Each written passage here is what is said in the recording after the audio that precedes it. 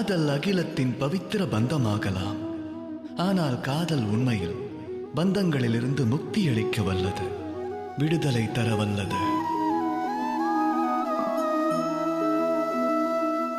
விளங்கவில்லையா? விளக்கமாய் கூறுகிறேன்.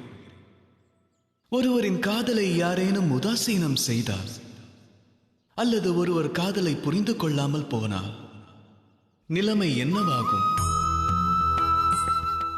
மனம் வேதனை அடையும். சிலர் சதித்திட்டம் தீட்டத் துவங்குவார். சிலர் பலத்தை பிரயோகித்து தம் காதலில் வெற்றி அடைவார்கள்.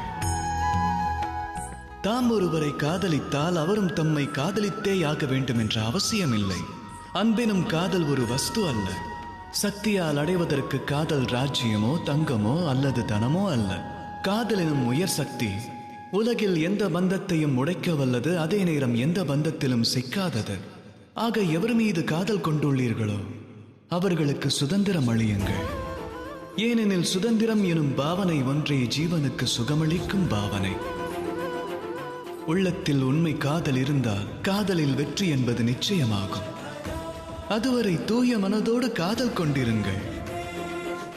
சுயநலம் விலகினால் தூய அன்பு திளைத்து எழும். அப்போது மனம் களிப்புற்று கூறும், ராதா ராதா.